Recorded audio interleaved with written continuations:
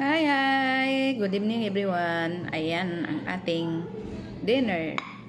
So, gulay. Kain po. Mano, malamok. Gabi-gabi na malamok. Nanginginig na ako bumaba yung sugar. Kailangan kainan. Kaya bumaba ang sugar. Yummy.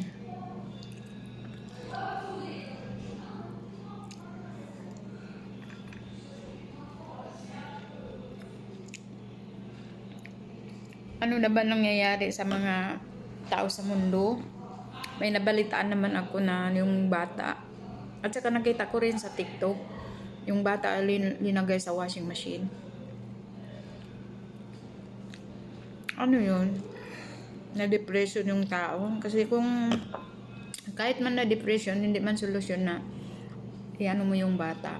Kailangan kung hindi mo kaya, kailangan magpaalam ka, umuwi. Diba? Naranasan ko rin yung sobrang problema. Pero hindi ko naisip na mamatay ng tao. Pero yung naisip ko, sarili ko. Pati hulog ako galing building. Pero naisip ko rin, ako rin ang kawawa. Mga anak ko. Kaya, analag lang.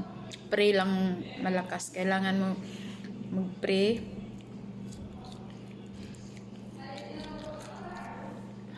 Para maiwas ka sa depression. Kaya ako 2009, 2010 hanggang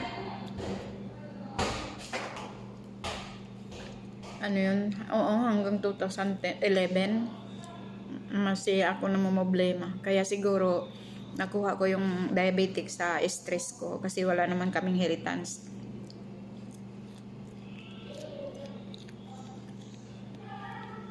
Masarap ang gulay. Gulay.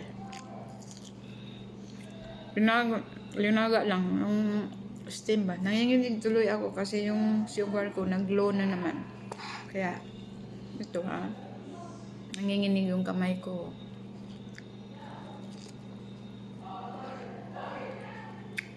Tapos yung sa Riyadh na naman, yung nang-hold up siya.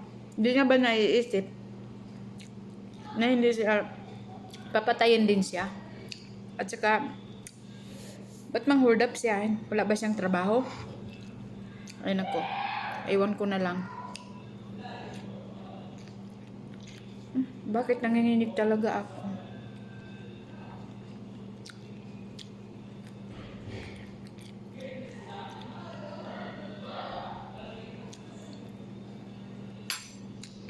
Dito sa Saudi, kailangan ka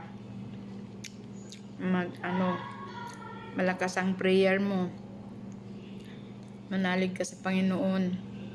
Magpagabay ka sa Kanya kasi kung hindi ka matibay, ma-depression ka, lalo na pag maraming trabaho. Tapos, pinagagalitan ka pa ng amo. Ayun.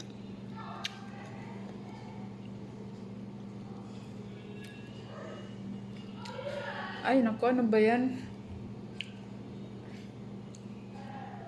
Grabe yung ko.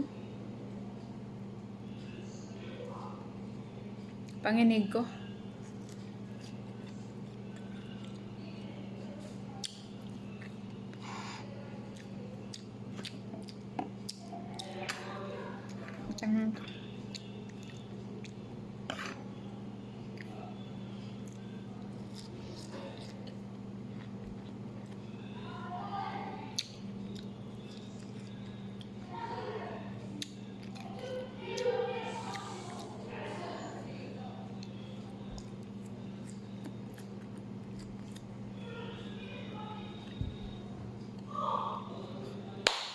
Ala, no, malamok.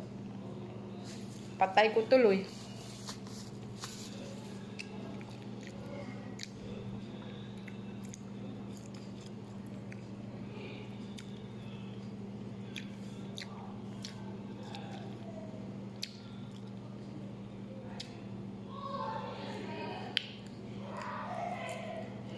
Pag diabetic, ang daming mga bawal-bawal sa kainin mo.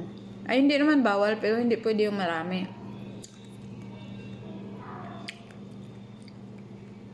Kasi, lalo ng kanin, kung kumain ka marami, mas lalo. Nung isang araw, kumain ako ng kanin, umabot 300. Hanggang kinabukasan, ganun pa rin. Kaya, ngayon, naggulay na lang ako.